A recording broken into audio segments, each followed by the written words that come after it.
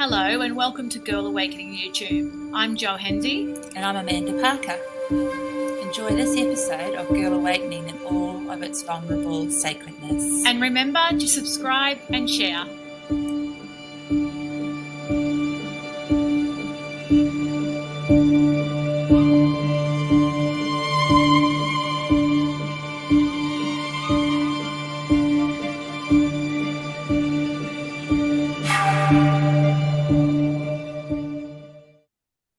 Good morning, Amanda. Good morning, Jo. Here we are, another special day with an amazing guest. Oh, yes. Taking us to places we've been longing to go for quite some time now.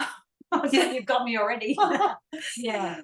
We're going to dive in because this beautiful lady has a lot to share with us today. So we're welcoming Isira as an awakened spiritual teacher of Australian Indigenous heritage, who brings the idea of holistic awakening to people around the world. Isira, known in Indigenous culture as Auntie Timirin Ningali, is an elder of Mirning, Adja Matan, I'm going to say that one, Adjamatna heritage, with kin ties to Pitjantjatjara and Yakunjara country. She also has a mixed heritage of Scottish, Welsh, and Spanish background. Truly a very global soul. Yes. Isira is also ordained by His Holiness the Dalai Lama, and she integrates the wisdom teachings from Eastern spiritual traditions, her Australian Indigenous heritage, and the profound transformative experiences of her own life. As a wisdom keeper and spiritual leader, Isira's innate knowledge and personal enlightenment brings rare clarity and unconditional love to the challenges we all face. Welcome, dear Isira. Thank you for joining us today. Thank you so much. It's beautiful to be here with you, ladies and listeners. Yeah. We are so honoured to have you in the space, and we know that we're gonna travel places today with you. As I'm sure that you have in your own awakening journey, and we can't wait to hear, to share, and to learn a lot of wisdom through you today. So thank you so much for coming in and joining us. Thank you. Yeah. So we've jumped straight in to the question, Isira, how did your awakening begin? Does it even have a beginning? I mean, it begs the question, where do we start and where do we finish? Even as an infant, I had this incredibly acute connection with everything. I was very connected in the light field. So I was able to see and experience things that were multidimensional. And I was also aware of transition through lifetimes. So there was this little smidgen of like confusion of, did I take a wrong turn? Did I come in at the wrong time and the wrong place? What's happened? Yeah. It just, something weird had shifted or happened that didn't quite align with or match existence and creation as I understood it or knew it. And so even from a very young age, I had this intense inquiry. I really wanted to understand, what was this dissonance? What was somehow, out of place, disjointed. And as I continued to grow, I started to realize that, oh, wow, maybe I really am the odd one out. People thought I was completely crazy because I would talk to things people couldn't see, and I was experiencing things that other people thought were very unreal. And so for a passage, I did really question my own sanity, because it seemed like no one else was seeing and experiencing the world in the way I was. And then increasingly, the amount of conflict and trauma and abuse around me pushed me deeper and deeper into inquiry. So I recall very deliberately, even at the age of 6, 7, exploring shifts of consciousness and wanting to understand how it was that I could experience all of this connectedness and what was it compared to the conflict that was going on around me. So I wouldn't say it was a singular event of awakening. I think because for some reason I feel incredibly blessed that I came in very, very deeply connected. And in my formative years, that was a blessing and a curse. Yeah. But it was my savings grace, because if it had not been for that, having undergone the amount of abuse and trauma that I did, I probably would not have survived. I probably would not have chosen to even continue living. It was my connectedness to the infinite eternal and spirit and all these other realms that supported me when I did not have that clear connected understanding amongst people and family around me. So I had nature, I had spirit, I had my ancestors. So I had guidance on many other levels from a young age. Wow, that's so beautiful. I know that, other women that share their journey mention a lot about having a grandmother or a grandfather or somebody in their world that was different like them, that was able to guide them. Did you have anyone that physical? We know you had lots of ethereal people, but did you have any physical people that you could turn to that understood you, or were you completely on your own? And another quick question too, but probably really doesn't matter, but were you born in Australia? No, you were born overseas? Yeah. No, I was born on Kaurna country. I grew up on Kaurna country, which is South Australia. And so my ancestry is to the west coast of South Australia. In terms of immediate support at the physical level, no, aside from the occasional interaction with aunties, uncles of other mob, our family was very disconnected in terms of our heritage. But it was when my grandfather passed that things became really interesting. I think I was about 12 years old, and I'd been the one to constantly try and bring up the fact and the reality of our Aboriginality. And I was always being shut down. And so eventually I learned to go quiet. When my grandfather passed over, we're at the funeral, and all of a sudden his spirit just rose up in front of me and was just radiant and beaming at me. And I started laughing. So it was like, right, well, see, there he is. We don't need to worry about death, It's all just one continuum of life. And of course, well, that riled the family even more, because there I am laughing in the middle of a funeral. But he then became very actively guiding me, directing me as to how to rebuild the bridges of our heritage and reconnect with other relations, etc. And over a number of years, as I started to pursue that, becoming a young adult as well, it turned out that everything he guided me to was 100% accurate, that to the point that the messages and the singing I had been receiving from him and my ancestors were proven to be 100% our language. Oh gosh, that's quite, you can't get any more of a affirmation of who you are and what you've been experiencing than that. That's quite sensational. Yeah, the reason for my question was because we know that we have soul family that come through. They may not look like soul family in the physical, but as you just expressed, your grandfather was definitely part of your soul family. Without a doubt. Yeah. Beautiful. Beautiful. Can I just sorry to ask before we leave your beautiful grandfather, was he in resistance to this knowledge while he was alive? Absolutely. Yeah. And it's on both sides of the family. And you know, to the point that even my grandmother, who was adamant about, you know, the non-fact of our Indigenous heritage, she confessed to my uncle a few years before she passed. And then my uncle kept it, all of the information, a secret. It was just crazy. And this is the extent of pain and suppression that occurred for our people.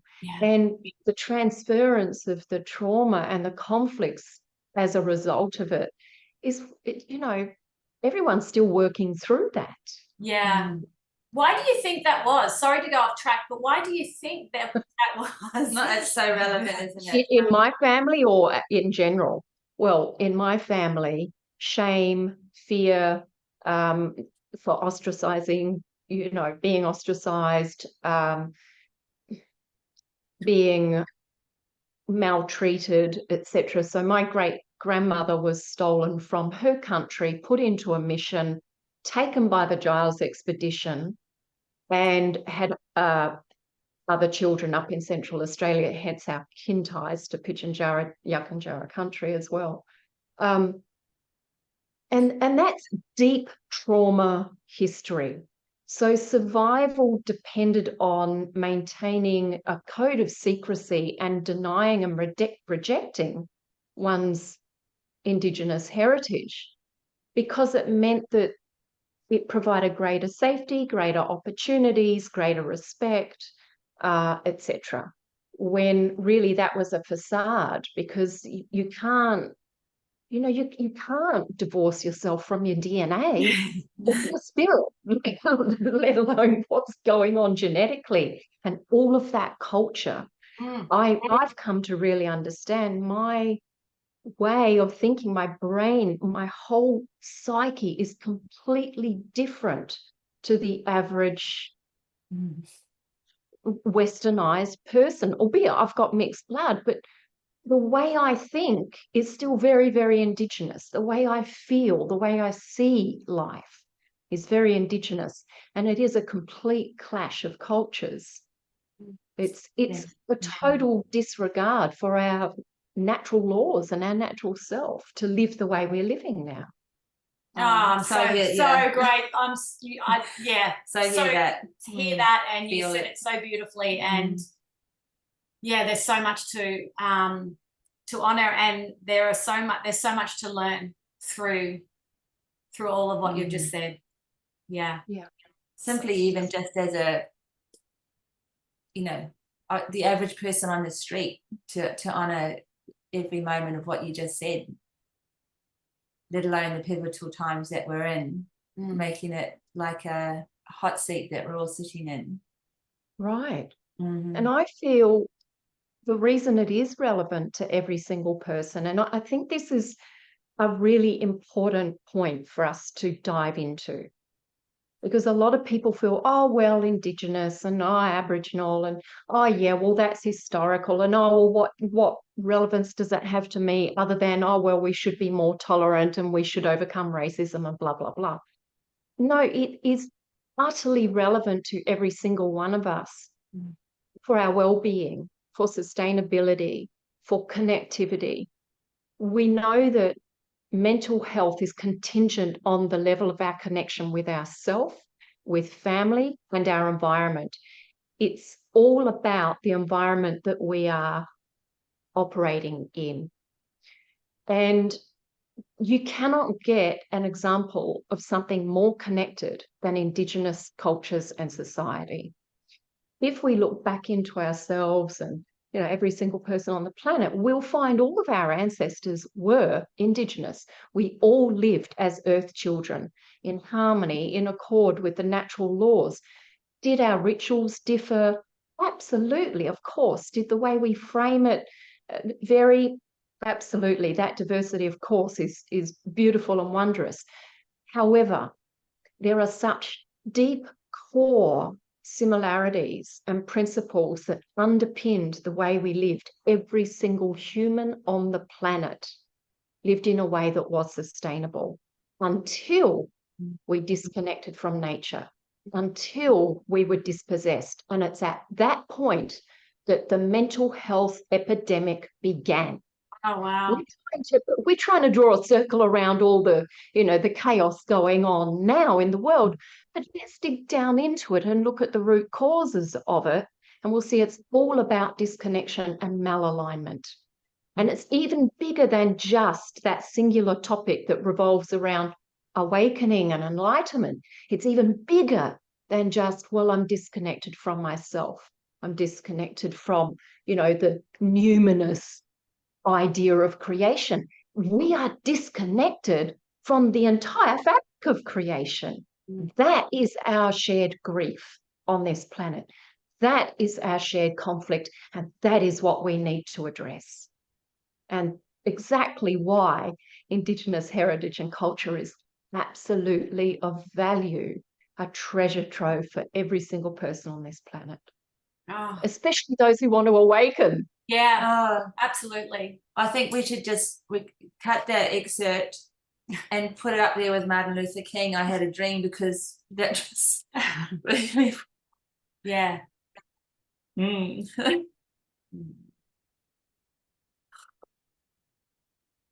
Very powerful. Oh, yeah.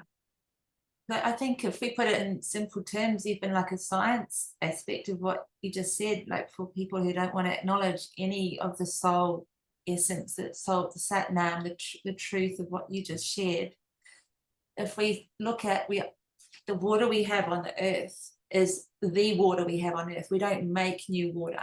We continually are recycling water. And when we go back to what you said about we were all earth children, we have all been Indigenous. We have all been First Nations people of this sacred land. So we are just constantly abusing, ignoring, and disconnecting from ourselves. Right. And then, yes, to pick up on your point of the scientific premise, all the laws that Indigenous people live by, they are empirical laws. They're not abstract laws. They are laws proven true by existence for eon upon eon upon eon. So when we look at that alongside of science, we see that this is not some, abstract philosophical notion that everything is interconnected and interdependent. That is a fact. We cannot take anything in existence into account without taking everything in existence into account. And that relationship, that conscious relationship, is what knits our psyche back together. It's the very thing that restores our spirit, our soul, between physical, mental, emotional, and spiritual, not just as this individual, but as a collective, between each other, with the kin ties with every living being, with Mother Earth herself, with the great spirit of all creation, and with the cosmic laws. That's what ties it back together, is that everything is interconnected. That is scientific. So if we look at those principles, what we find remarkably is that our ancestors were living an awakened existence, and that most of our hopes and ideals for awakening now are still somewhat siloed. There's a very narrow track that most people are pursuing in the effort to become awakened. Whereas if we restore these fundamental principles and rebuild these connections based on these creation laws or fundamental principles, we can't help but be more awake. Connectivity is the very source of awakening. Wow. That's that feeling of just certainty, the feeling of true fulfillment, and as you said, connected or connectivity, without looking outside of ourselves, kind of thing, and looking for those areas that fulfill us, but they don't really, if that makes sense. Yeah. And in other words, the distractions. You're talking about the Yes. distractions where we're looking for, you know, an example of what we're supposed to be outside of ourselves or what's going to fulfill us. Absolutely. And it's all those distractions and substitutes that keep us damped down in terms of consciousness. Yeah. And if you have that soil in your hand or under your feet and you connect to that, everything that you're just sharing is in that soil, isn't it? Absolutely. Yeah. Oh God. Our questions seem so insignificant right now. We've just gone.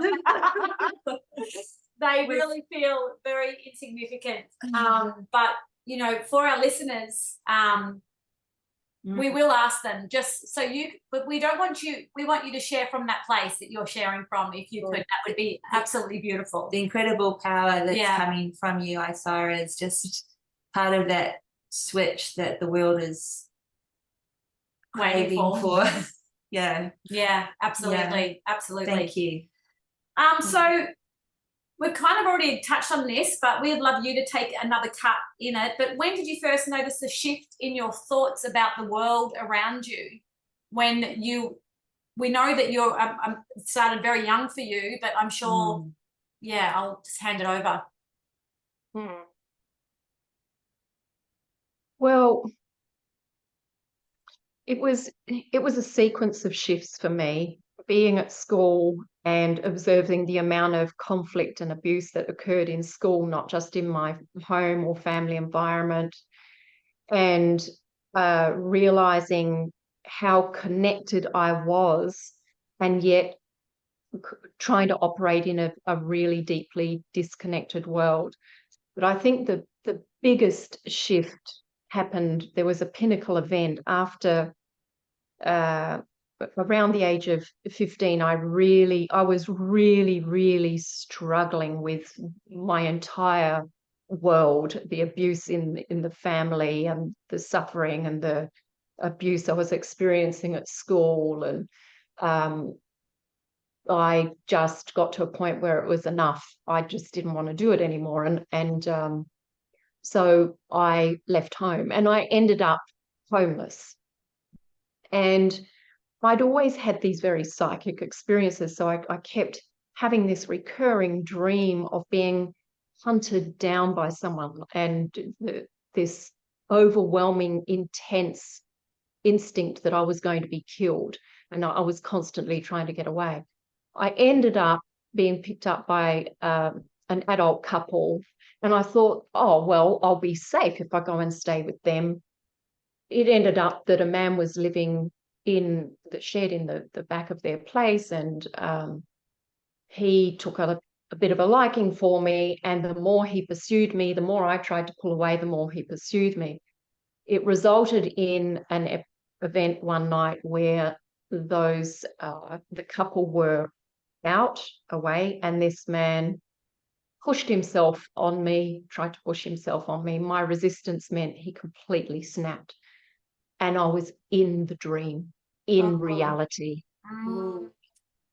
So not only had I been having all these experiences that everyone around me was trying to shut down and say was unreal and I was loopy, but all of a sudden I was encountering the physical alignment between having vivid psychic awareness and dreams and reality itself. And this man was violently, he was trying to kill me, absolutely intent on killing me, raping me, abusing me. And in the midst of that, I realized that if I did not draw on the power of absolute conscious attention, which I'd already been exercising, I'd been exploring it and exercising it, but if I didn't draw on that, I was going to die. And what happened in that instant was I became physically, mentally, emotionally, spiritually, utterly as real as you and I are sitting here having this conversation. I was everything. I was the body being murdered, the floor the carpet, the blood on the walls, the floors, the house, the surrounding. I was the man murdering me. Wow. The entire thing. And I saw in that instant the reason that soul was doing what he was doing. I experienced his entire being and the degree of disconnection he had from love. He was so denied love, and he was so desperate to get love. And then when he was rejected what he thought was love, he trying to take it from me, he would rather destroy it than be rejected again. That degree of disconnection and suffering just catalyzed in me this realization, or this beingness. I can't even put it in words. I was the absolute infinite field of love, just seeing, knowing, experiencing love. And all I could do was pray for this soul, for this man, to know love, to know that he is loved. He is loved and lovable. And as I prayed, the entire room lit up. It was full with angels. That man, he dropped to his knees and he looked up and he prayed. He said, "My God, what have I done? I've killed an angel. Oh my God, you have to save her." And he literally picked up my body. And at this point, because of the shift of events, I was expanded so much, the body was slipping. And so he took me to the phone, called emergency, and said, "You have to tell them." It just fell out of my mouth. "He's killing me," and the address. And when he realized, he slammed my head into the wall and he ran. The body, my body, slipped into a coma. I was in this vast state of consciousness. Well, next thing, I'm in the hospital and I'm watching everything. And my parents have been called in and the body is in this state. And I'm everywhere, everything. I see and experience the entirety of every single incarnation of this soul stream and every being, all of humanity. And I hear the same suffering and conflict reverberating around the entire planet. And I realize that this is what it's about. Every single thing we are experiencing is pivoting on this. Are we connected? Are we the presence of love? Or are we seeking to restore that? Every single incarnation we've ever taken is all about this. And as I saw that and realized it, I went, "Oh, well, I haven't finished what I came here for. I better get back in the body." Oh my God. So I went, whoosh, and I slipped back into my body. And, well, my body was extremely beaten and damaged. And so my entire face was completely swollen, and the eyes, there was almost no eyes. But I blinked them to try and open them. And my father, who was standing at the end of the bed, saw my eyes move. And he looked at me and he burst into tears. And he told me he loved me for the first time in his life. Wow. I lay there knowing I am that. The unborn, the undying, the unbreakable, all existence is this. I felt no resentment to the man who had tried to murder me. I did not feel as a victim. I simply knew the quest, the nature of all of us, and that this is what we're here for. So that, in terms of my human experiences, was probably the most pivotal moment of tying it all together, of understanding, okay, this is what I am experiencing. This is reality. This is what I'm here for. This is what we're all here for. Right, I can get on with it now. Oh my goodness.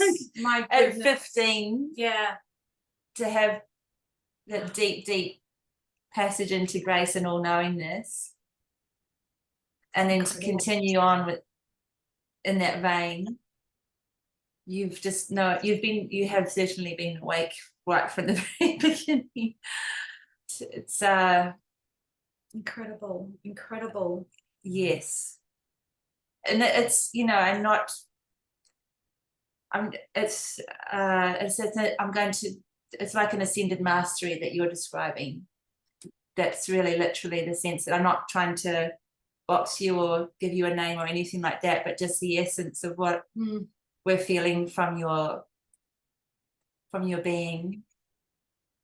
I guess what I want to say in response to that is, whilst that can seem extraordinary, I really want you and everyone to recognize that is who you are, who we are, all of us, and that every act of violation in this world is as a result of the disconnection from love. That love is almighty and all-powerful. That is the power that transformed that event. The presence, the potency of that absolute unconditional love, that somehow I was able to be in that state, to resonate, embody, to know, to hold that absolute love for the man who was murdering me, was the very thing that woke him up. The murderer became the savior. And we tend to measure ourselves. We quantify everything. I would rather hope we can look more to qualifying. What are the qualities of our being? Don't worry about the quantity, the level, how much. Don't worry about that. What is the quality of you, of me? What is the quality of our experience in every moment? We're all made of the same stuff. We're all consciousness. We're all part of this fabric of creation, and its underlying essence is love. And it's that power that's going to guide us. Yeah. Thank you.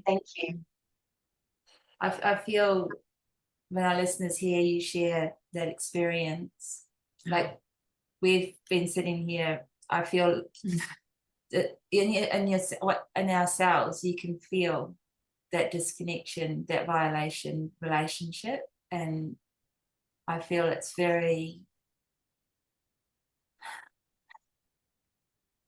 awakening. It's like a shake. It's like a wake up. It's like a DNA. It's a cellular connection. What you have to. It's like my ears are hearing it, but my body is feeling it on every way. It's a very powerful frequency. Yeah. It's like a vibration. Yeah. That's my goodness. And just where, you know, the message of what you're sharing is just screaming to be put in place.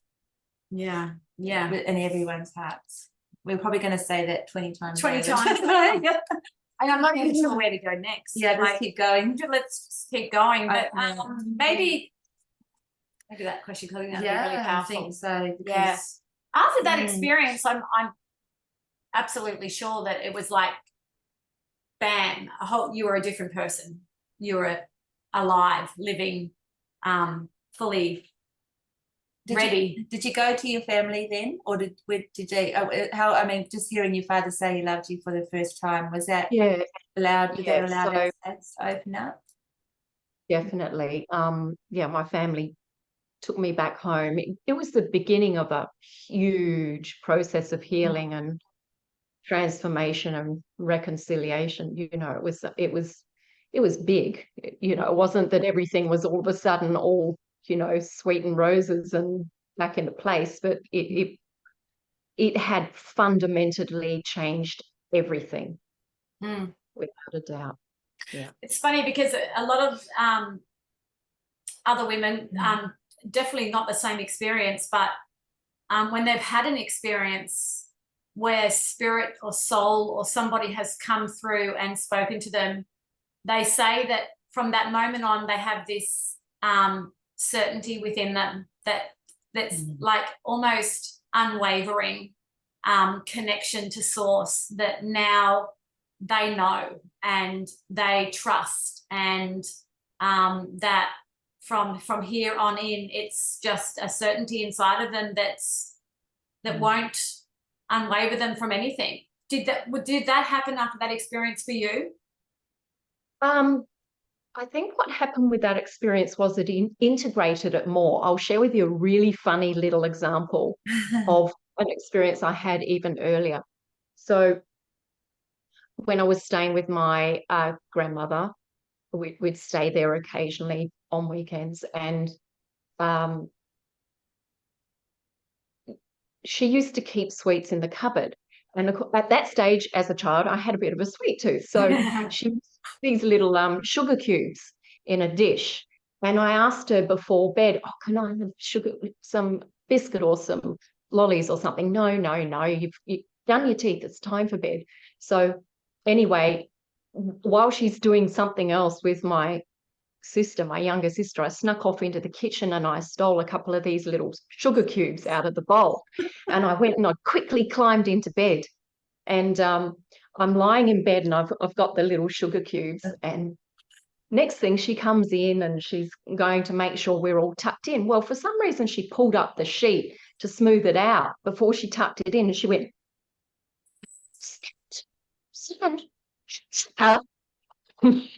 she gripped hold of my hand, prized my little fingers open, and there were the sugar cubes that have spilt some crumbs. And she walloped my butt so hard. She spanked me. It stung so badly. I yelped and I cried and I screamed. And off she stormed, left me there in the bed crying and howling. And as I'm crying and howling, I am pure sakshi. I'm pure awareness watching the child crying. I'm awareness. And I'm watching this. The child's having a outright tantrum. And I'm looking and going, yeah, well, you're having a tantrum. And I'm this awareness going, oh, well, doesn't matter what happens. You know, this is the rock. I'm just here. I'm just being unchanged, undisturbed. It was so pure and vivid. It was just like this anchoring of knowing I am that. So when the event of the being nearly murdered happened, sounds crazy to jump from sugar cubes to being nearly murdered, but it was an integration of the I am that as a lived experience. So it's one thing to have an epiphany. It's one thing to enter that as a state of awareness. It's another to embody it entirely to the point that in the face of a murderer, one remains and is that presence of love and transcendence. So the gift from that was it grounded my knowing of purpose. And that wasn't going to be a teacher, or oh, I'm going to go off and be an artist, or I'm going to write books. That wasn't purpose. The purpose was be this love. Be the absolute unwavering truth of I am this. I am the unborn, the undying. I am the unbreakable. I am this infinite love in every moment.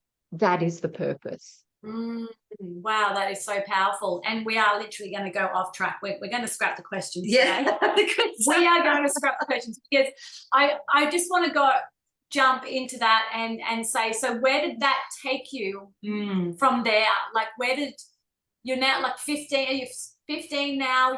Well, nearly 16. Nearly 16. Yeah. Where did this take you? Where did you go from here? Well, added to my little rebellious nature, it meant I had even more determination to live my life authentically. I resisted taking up, conventional approach to life. And it meant I went deeper and deeper and deeper into my spiritual nature and spiritual quest. That resulted in me being collected by Tibetan lamas and taken back to Tibet, and ultimately being ordained by His Holiness and undergoing that entire passage, which was extraordinary because up until that point, I had been so alone in that the experience of that scale of awareness of spiritual being. And so the opportunity to be with the Tibetan Buddhist fraternity was a time of such grace for me. It enabled me to take a breath and to sink into and integrate even more layers of awareness and beingness and my unique nature and expressions and the wisdom that I was in touch with, and how to live that and be that in the world. So then I ultimately realized or recognized within that passage that I had made a vow in my previous incarnation that I would not hold on to a lineage or a hierarchy, and that I would work in service of the universal consciousness. And so I left the fraternity with deep gratitude, but I realized, no, I'm not meant to maintain a singular identity or lineage in that way. And so, my journey just kept unfolding, one layer after the other, deepening, and then, reintegrating more of my ancestral connection, connecting more with my family relations, Aboriginal relations, undergoing initiation through my songlines and sacred sites. So there were a lot of things that were knitted back together. And then in the midst of that, I kept having people asking me over and over and over to please be our teacher, please, hold space or whatever.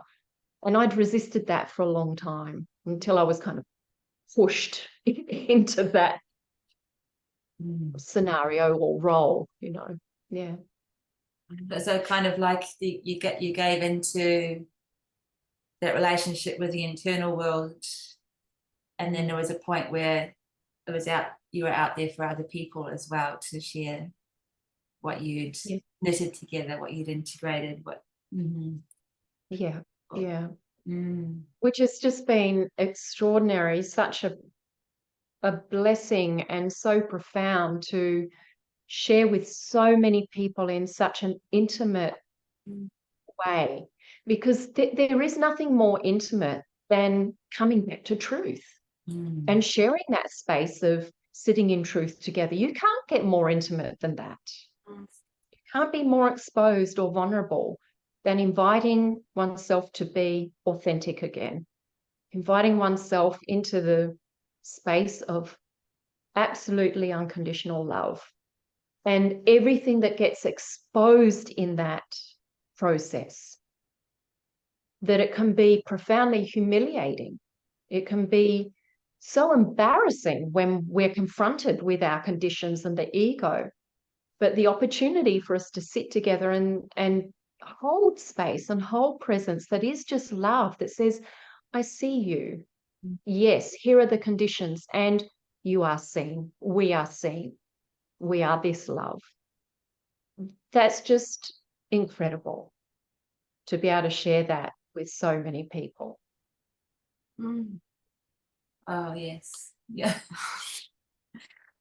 Yeah. I feel like you're giving us just the most incredible gift by sharing yourself today in your truth for our listeners. Oh, it just feels so expansive just sitting in your space. It's just, you can feel there's no ending. It's so beautiful. It's so beautiful. I also want to ask a very human question. Most of the time, oh God, I get emotional even saying this. Yeah. As a human, we're here because we want to be loved. Where do you find your love? I know you're going to say within or there, but as a human, relationships. Yeah, relationships and stuff like that. How do you, I don't even know what the question is. It feels like how you shared as a child, like, that observer and the you know, the I am presence that you've been from very young, you're kind of being amongst but independent of people. And I guess what you're saying, has there been someone, someone that you've had that's on a human basis? Yeah, absolutely. Mm. So I guess in describing a lot of these experiences, it does sound like it's, you know, just kind of more expansive, or that essence of self. But that's all happened through me being very, very grounded as a human. I haven't run away from being human. If anything, I've taken a dive more and more deeply into it. So I live, you know, I fully live life. I fully explore. To me, all of life is an adventure, and that means I'm human, I'm woman, I am sensual, I am full of love and openness and receptivity to receive and to give. So yes, I've had divine relationship. I've also had extremely challenging, confronting relationship where, you know, it's been a complete surprise for me to be presented with so many of the layers of condition that are disconnected from the love. And it's like, well, here you go. Here it is. Here's the disconnect. Here's the, you know, the opportunity to continue growing through these layers and to see and to understand what these layers are as a human experience. And I would say that oftentimes on the spiritual quest, it seems like a lot of people get lost and sidetracked down that path, that they think, oh, it's about ascending and transcending the human experience so that, oh, finally we can be free of the, you know, the wheel cycle of reincarnation. Sorry, I say bullshit to that. Really, because we are the totality of creation, being its wondrous unfolding. And that is physically, mentally, emotionally, and spiritually. It is formlessness. You can't separate those out. And this is how consciousness is manifesting and experiencing itself through these focal points of what we call the individual. So I celebrate fully being the individual. I also recognize that the irony, the incredible irony that we say, oh, we want to awaken, we want to come back to oneness. Oh, let's ascend and transcend, and let's be disconnected again then, chap. Dissociation. Our deepest fear as humans is alienation, is isolation. That's actually our deepest fear. So as a woman, as a human, of course, I wish for that greatest fulfillment, to share the journey in every way possible.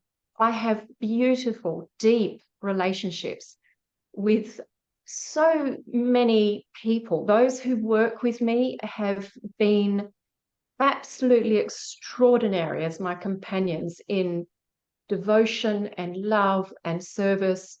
My family, who I've continued to grow with, the relationships I have had, and even those, like I say, from absolute divine, where one of the relationships I had, there wasn't a moment of arguing. Everything was in conscious sharing and communion. And then another relationship where this particular man he was awake to some degrees, but in that awakeness, he was dealing with all of his unresolved layers of conditions. But we still have the most beautiful, blessed love, even though it came to a conclusion that we didn't continue the journey together. Would I love a man in my life? Absolutely, I would. So I say revel in it. You know, it's why I called my autobiography Buddha on the Dance Floor. Oh, that's brilliant. Because whilst, yeah, sure, reawakening to our Buddha nature, Buddha consciousness, brings us grace and freedom and peace and liberation, it's not the end point. The end point is to dance with it, to revel in it, to live life fully, to bring all of that transcendent realization into the world. To me, that's what our awakening is about. It's not about, oh, let's awaken to free ourselves from our suffering and, you know, then we'll be done with this human life. No, it's actually not for the individual, it's for the whole. It's, Think about it. Awakening, awaken to oneness, awaken to the all right, I'm just going to do that for myself, and I'll just tootle off and, you know, go off into the ethers, and I'll be all alone as this great big vast oneness. And a star will be a sparkly star up there. That's so beautiful that you've communicated that, because that's exactly why we created this podcast, is because yeah, you know, it's not that just one way, or it's not this way, or it's not that way. It's whatever way it is for you, that's how it is, and it's ever evolving. Yep. It's not you'll never get there.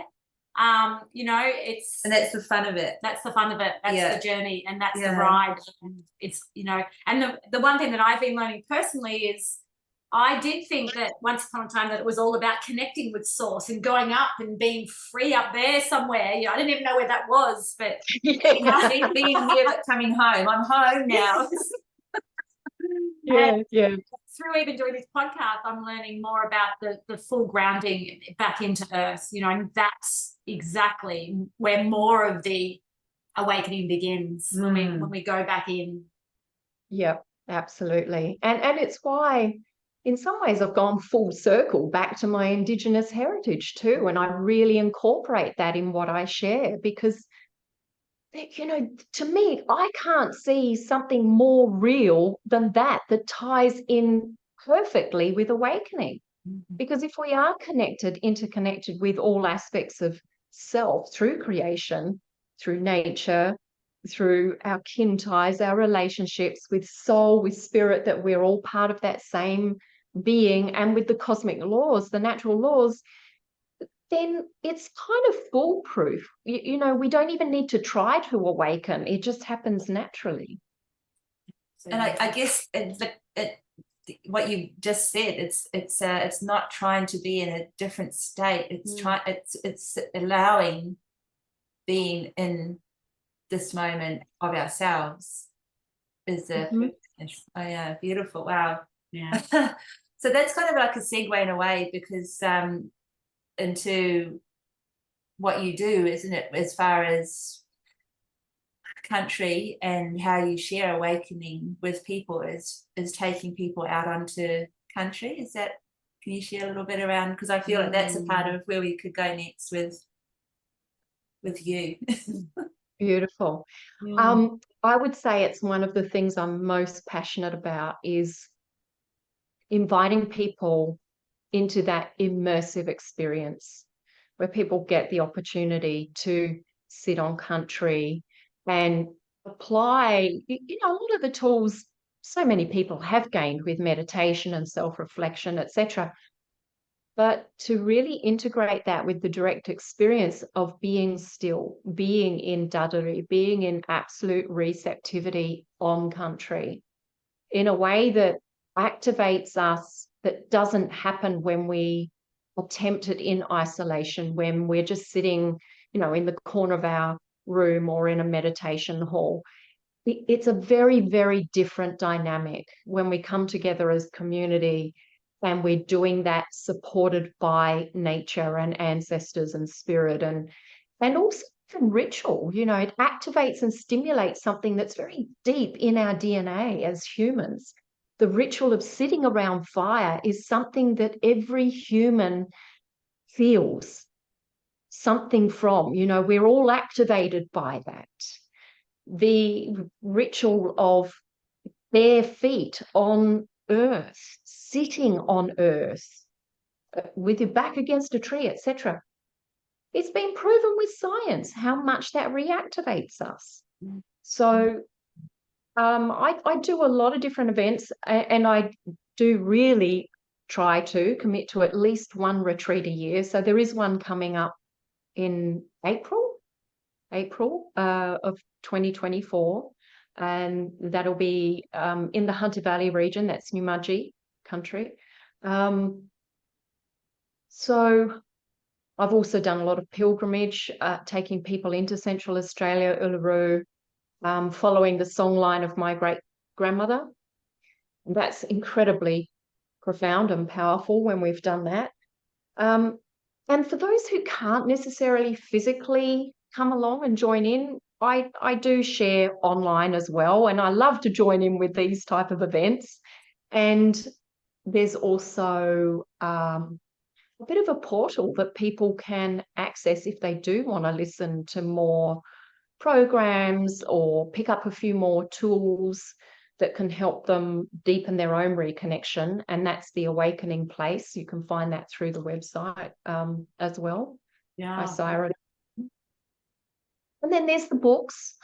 There's, Yeah. Now, just quickly, as you were saying that, it reminded me of a book that I read many years ago that opened me up a lot. Was The Newton Messenger Down Under. I'm not sure. Oh, Right. I've read it a few times now. Have you actually done anything like that yourself? Well, do you mean write a book like that? No, sorry. Like go Called. walkabout, or being called to go walkabout for a long period of time. Yeah. I have done it. Yeah. And increasingly my soul is saying, hey, you got to free up from all the commitments and, the schedules that I've been holding for quite a long time. I mean, COVID's kind of shook things up for all of us anyway, but I've been increasingly getting that pull to go back into walkabout sabbatical for a more extended period. And I've done that in different periods in my life. I just get the call and I've got to go. That's so beautiful. Yeah. Wow. If only all of us could experience something like that. I know there are opportunities for people, but if we listened and heard that for ourselves to be able to do that, how wonderful that would be. And the thing is, doing something, for example, like retreat, a lot of people can't manage to unplug themselves and go off walkabout for a month or 3 months or 6 months or whatever. A lot of people can't manage that. They do have too many ties and responsibilities, but you can manage 4 or 5 days very often, so think about the value of even that. And then let's pare it back down even more for those who can't manage 4 or 5 days.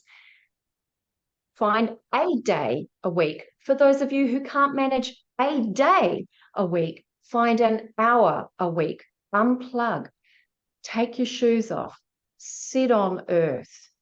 Open your heart. Just surrender. Let go of your mind and just be open. Be present. And that is enough. Wow, that is so true and so beautiful. And I feel like that is where we are heading more, where people are, not only awakening to many, many different things, but I think a lot of people are realizing that it is back to those simple things as taking your shoes off, and they're feeling more. They're feeling that, okay, this actually is giving me something. It's not about taking or any of that. It's about what you're feeling. The resonance of that is bringing you more home than we thought. We're looking for it in so many other things, and it's as simple as just taking your shoes off and walking on the earth and speaking into the breath as you're doing it. Yeah. And I guess one of the reasons so many people are discovering the benefits of that, again, it's because it's empirical. This is proven by science that when we remove our shoes and we stand on earth, we reconnect the entire current of life force with earth. We plug back into, and not that science has proven this part, but this is me speaking from my ancestral awareness and my own direct experience. We literally plug back into the divine field of intelligence. Every bit of intelligence is available to us when we are connected and plugged in. And the thing is, it's not a mental process when we go about it this way. It's not about us trying to resolve anything. It's just about us being where we are and connecting in the right way. You know, a lot of philosophers say, if you want the right answer, you need to ask the right question.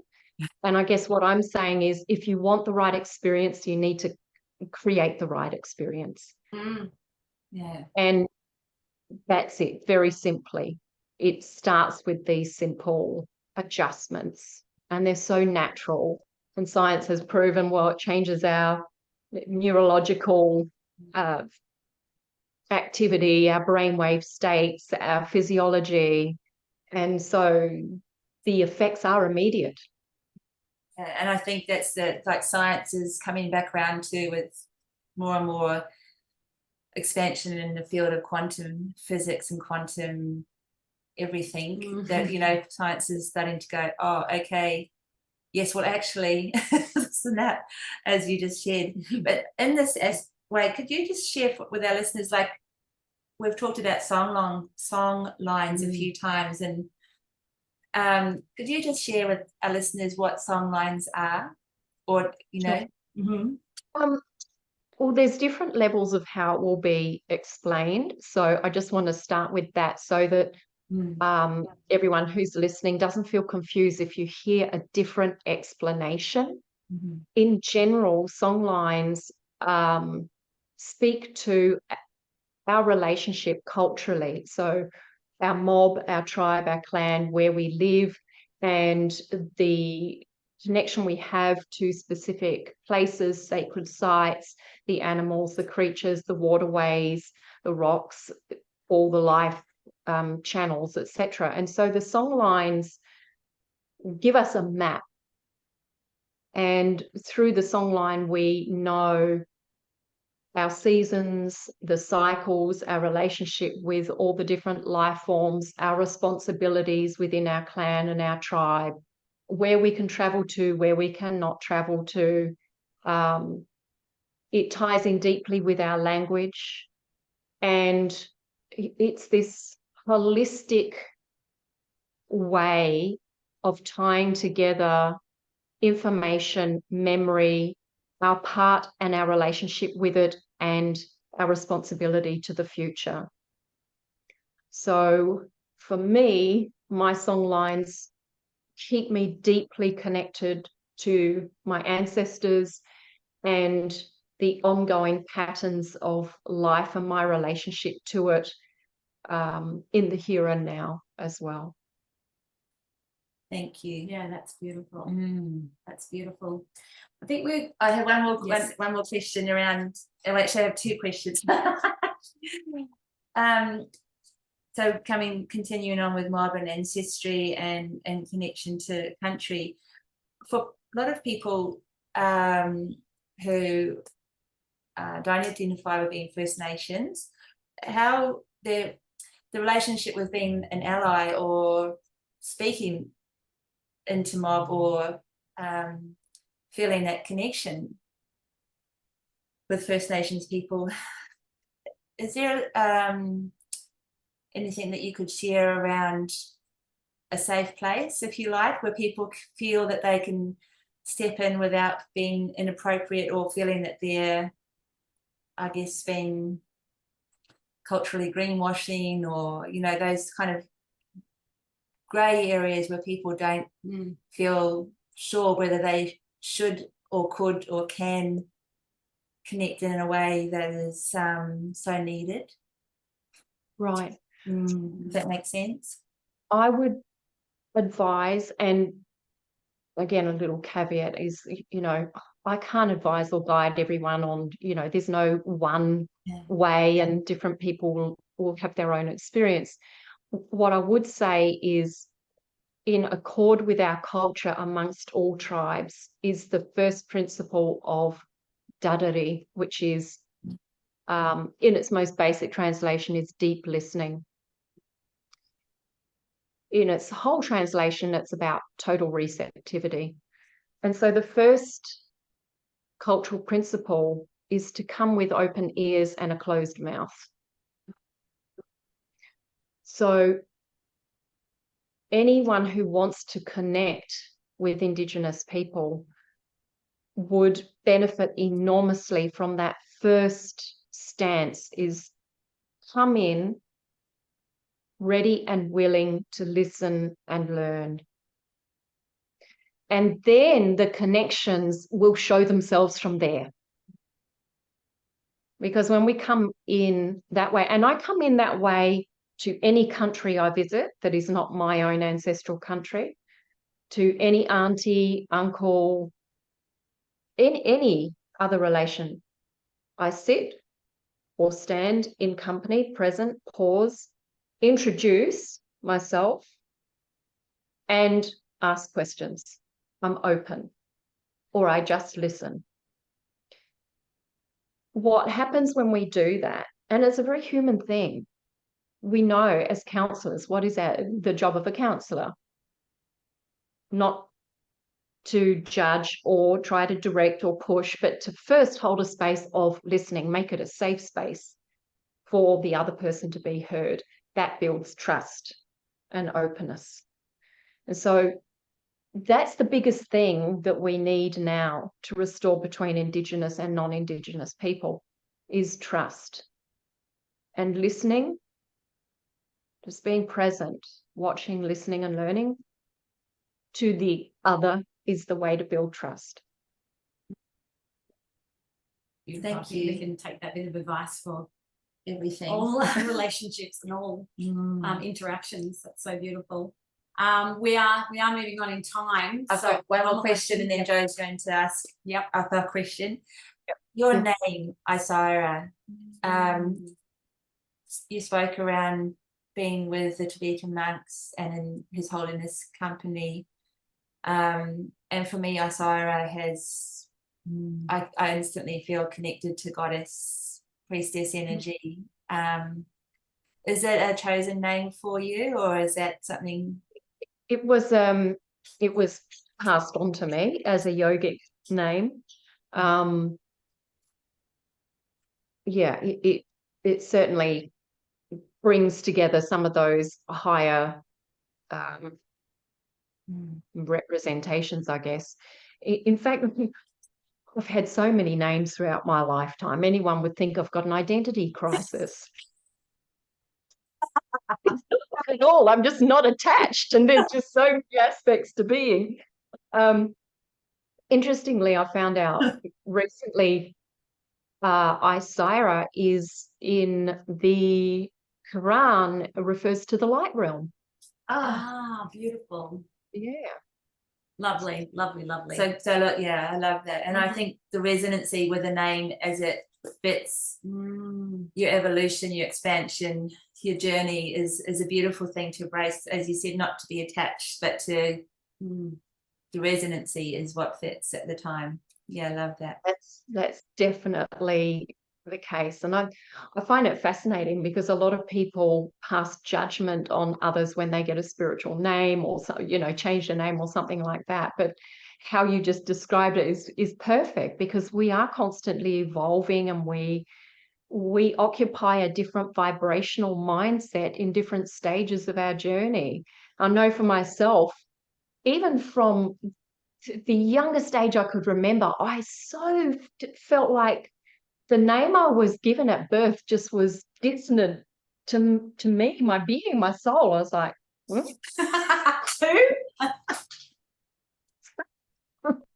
I'll just put a badge on so I remember. Yeah, wow. Thank you, darling. Yeah. So our last question is quite a big question, and I just want you to go wherever you go will be absolutely perfect. But how do you see the world now, and what do you see next for us?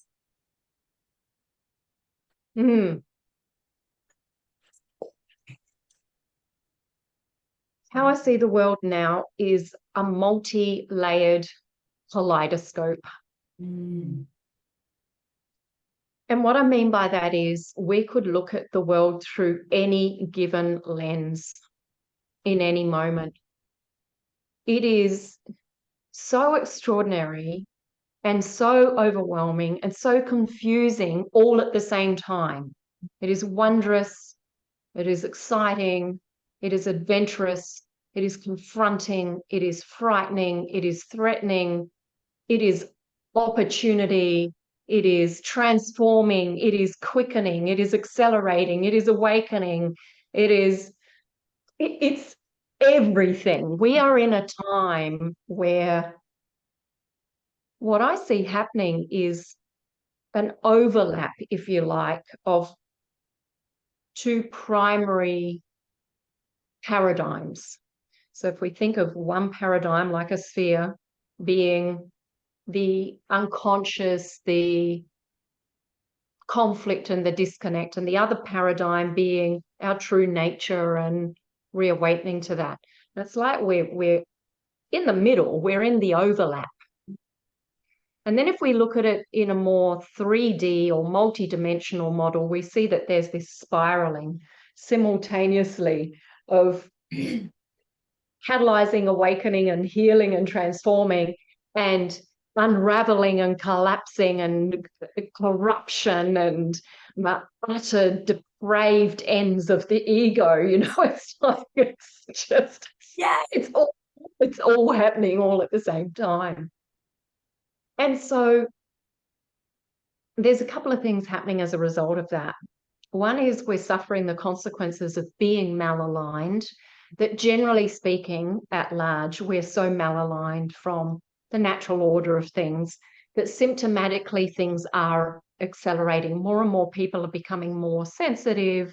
There is more mental illness, there's more physical illness, etc. You know, there's just this escalation of that. It's like we're living in a toxic soup in some ways. Yeah. But on the other hand, that escalation of sensitivity is pushing more and more people to ask questions. And I remember talking about this kind of model principle that I refer back to, and that is that, you know, we come into this world and our disconnection creates conflict, and we seek to appease or resolve that conflict. We create more conflict by, we talked about that before, these substitutes and things that are, it's not authentic or true nature. But the reality is, the further we go into conflict and suffering, the more misaligned we are, and the more misaligned we are, the more conflict we suffer, until the point where it's so much suffering that we start to look in a different way. So suffering is directly linked to awakening.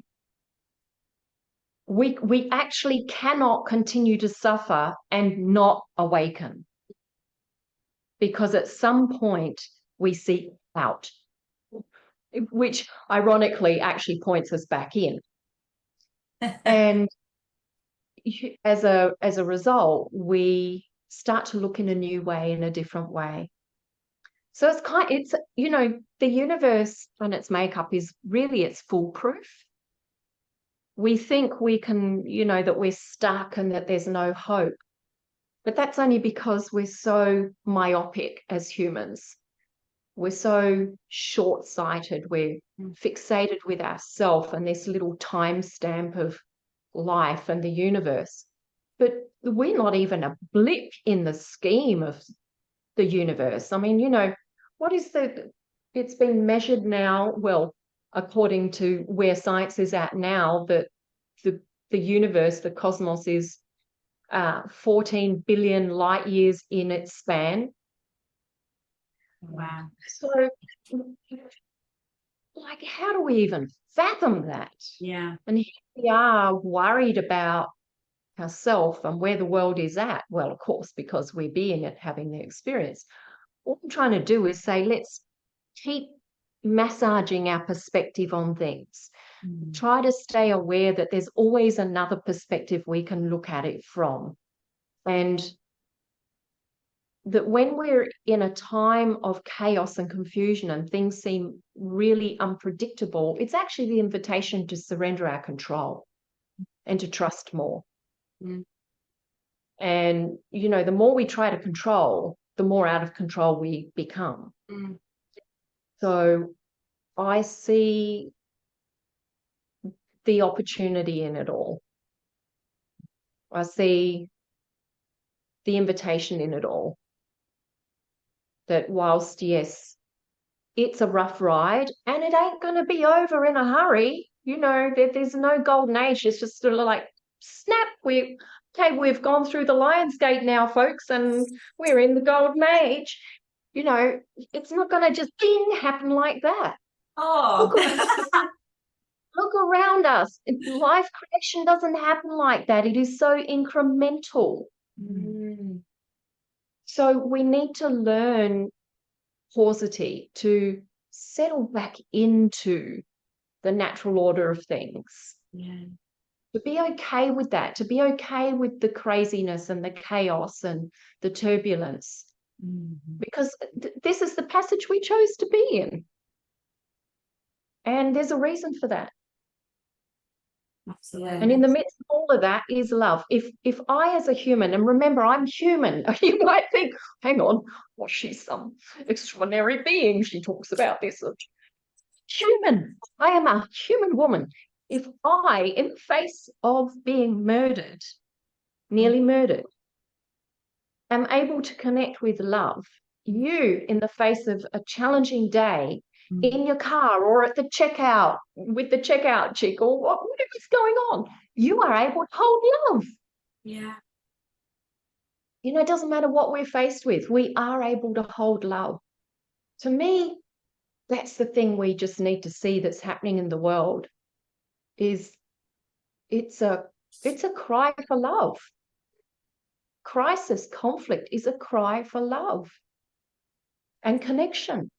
And the best we can do is draw a circle around ourselves and our immediate field of influence and say, how do I bring more love and connection to this? Or how do I acknowledge and celebrate the love and connection I am bringing to this? That's so beautiful. I have a saying when I'm in situations that are challenging, what would love do? And just that moment alone, it can change it. It can change anything. Absolutely. Absolutely. Wow. That's absolutely magnificent. Yes. There's no words. There's no words. We don't have you on a pedestal, No. but we just fully feel like we've expanded exponentially this morning just by being in your company, Isira, and